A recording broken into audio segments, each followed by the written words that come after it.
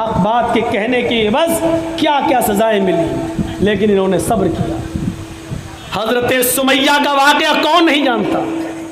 سمیہ سنا ہے، ابو جہل نے کہا سنا ہے کہ تو محمد کے رب پر ایمان لے آئی۔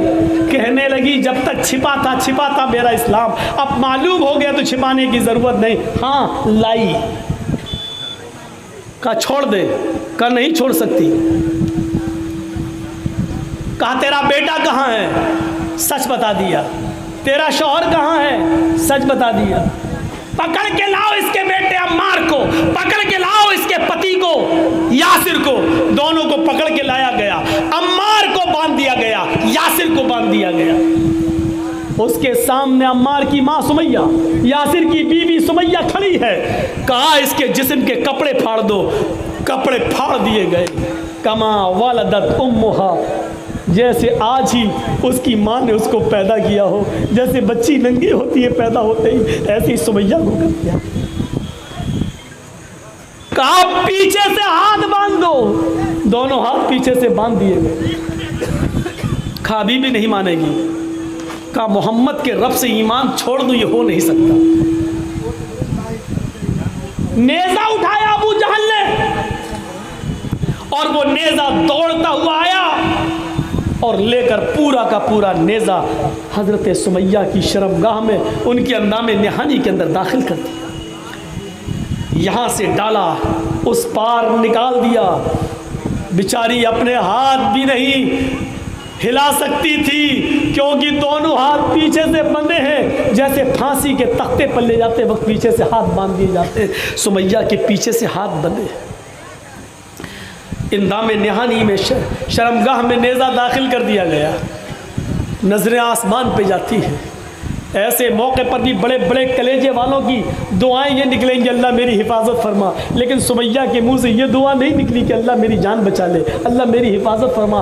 ایسے موقع پر سمیہ کی زبان سے جو جملے نکلتے ہیں وہ ابن سعد نے طبقات میں نقل کیے ہیں۔ ثبت قدمی یا رب، ثبت قدمی علی دینک یا ارحم الراحمین، اے ارحم الراحمین۔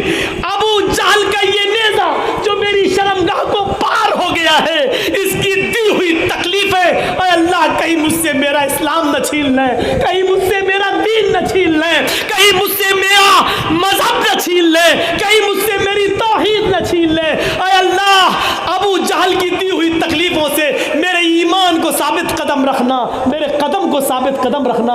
اے اللہ میرا ایمان نہ لرز جائے، میرا ایمان نہ لرز جائے، اللہ میرے اسلام میں کہیں جنبش نہ آ جائے۔ یہ دعا نکلتی ہے اس کے منہ سے۔ سمیہ کی شرمگاہ میں نیزہ داخل کر دیا گیا۔ چیختی ہے یا ثبت قدمی علی دینک یا ارحم الراحمین، اے ارحم الراحمین، اے رحم کرنے والے میری حالت پر رحم فرما، اے میرے رب میرے قدم کو اپنے دین کے اوپر ثابت رکھنا۔ ابو جہل نے کہا اس کے باوجود نہیں مانی۔ کہا 2 اونٹ منگاؤ۔ طبقات کے الفاظ، ایک اونٹ کا چہرہ پورب کی طرف کر دیا، ایک اونٹ کا چہرہ پشچم کی طرف کر دیا۔ اس پیر کو سمیہ کے اس اونٹ سے باندھا، اس پیر کو اس اونٹ سے باندھا۔ کہا سمیہ ہاتھ تو تیرے بندھے ہیں، پیر تیرے دونوں اونٹ سے باندھ دیے گئے ہیں، ایک اونٹ ادھر بھاگے گا، ایک اونٹ ادھر بھاگے گا، کوڑا مارنے کی دیر ہے، بس اب دیکھ لے تیرا انجام کیا ہو۔ یہ منظر دیکھ کر عمار کی آنکھوں میں آنسو آ گئے، یاسر کی آنکھوں میں آنسو آ گئے۔ سمیہ مسکراتے ہوئے کہتی ہے میرے بیٹے تم کیوں رو رہے ہو؟ میرے شوہر تم کیوں رو رہے ہو؟ اللہ کی قسم، اللہ کی قسم ایسی تقریر کرنے والی عورت پیدا نہیں ہوئی۔ اے میرے بیٹے عمار، اے میرے ہسبینڈ، اے میرے شوہر یاسر، اللہ کی قسم وہ جنت دیکھو مجھے دکھائی دے رہی، اللہ کی قسم وہ جنت کی نعمتیں مجھے دکھ رہی ہیں۔ اے میرے بیٹے جنت کی خوشبو میری ناک تک آ رہی ہے، مجھے محسوس ہو رہی ہے تمہیں نہیں۔ اوفو جملے دیکھیے، اے میرے بیٹے میرے شوہر،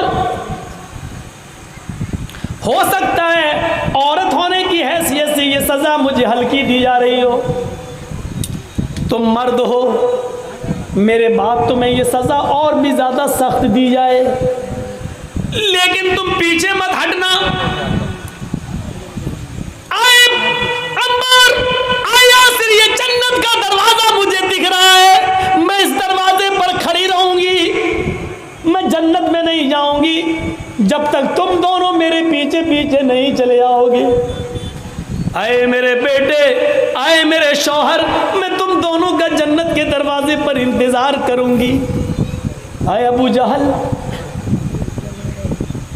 یہ کوڑا تیرا زمین کے اوپر پڑا ہوا ہے، میرے ہاتھ بندھے ہوئے ہیں، اگر ہاتھ کھلے ہوتے تو یہ کوڑا میں اٹھا کر تجھے خود دے دیتی۔ ابو جہل کہتا ہے اس کا مطلب تو نہیں مانے گی، ان اونٹوں کو بھگانا ہی پڑے گا۔ اور سمیہ مسکرا کے کہتی ہے ابو جہل کیوں دیر کر رہا ہے، جتنی دیر تو ان اونٹوں کو بھگانے میں لگا رہا ہے، اللہ کی قسم مجھے اتنی دیر جنت میں جانے میں لگ رہی ہے۔ سمیہ کے اس تقریر نے عمار اور یاسر کے ایمان میں تو زیادتی پیدا کر دی، لیکن ابو جہل کو غصہ دلا دیا۔ ابو جہل نے وہ کوڑا مار ہی دیا، ایک اونٹ پورب کی طرف بھاگا، ایک اونٹ پشچم کی طرف بھاگا، اور سمیہ کے بیچ سے دو ٹکڑے ہو گئے۔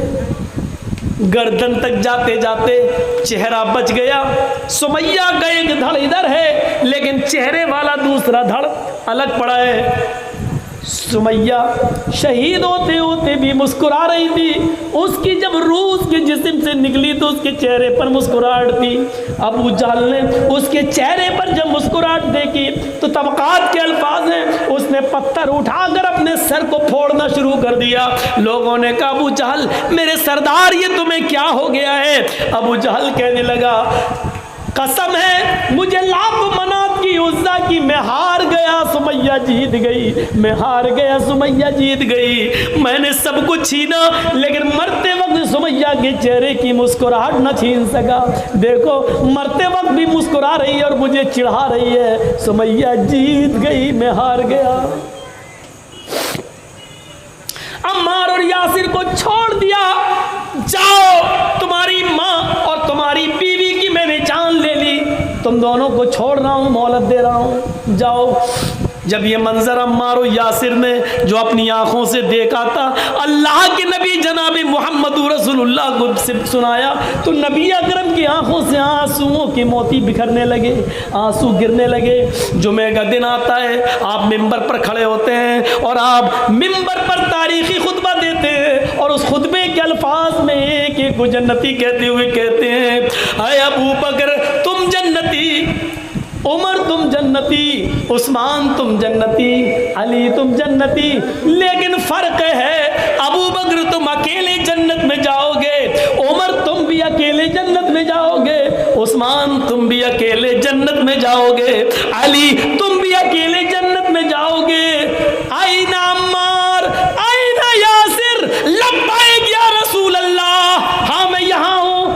عمار کہاں ہے؟ میں یہاں ہوں۔ یاسر کہاں ہے؟ میں یہاں ہوں۔ اصبروا یا آل یاسر فإن موعدکم الجنہ، اے یاسر کے گھرانے والوں صبر کرو، صبر کرو، سارے صحابہ ایک ایک کر کے جنت میں جائیں گے، تمہارا پورا خاندان ایک ساتھ جنت میں جائے گا۔ یعنی سمیہ، عمار اور یاسر تم تینوں ایک ساتھ جنت میں جاؤ گے۔ اصبروا یا آل یاسر فإن موعدکم الجنہ، اے یاسر کے گھرانے والوں صبر کرو، تمہارا پورا خاندان ایک ساتھ جنت میں جائے گا۔ صبر کرو، پورا خاندان جنت میں جائے گا۔ صبر کرنے پر جنت مل رہی ہے۔ میرے پیارے ساتھیوں، حق بات کہو گے تو پریشانیاں آئیں گی، پریشانیاں آئیں گی تو صبر کرنا پڑے گا۔ صبر کرتے ہو تو ہم کامیاب ہو رہے ہیں۔ یہ چند باتیں میں نے 2 گھنٹے کی اسپیچ میں کہی ہیں۔ اللہ سے دعا کیجئے کہ بارے اللہ تو ہماری خطاؤں کو معاف فرما دے، ہمارے گناہوں کو بخش دے۔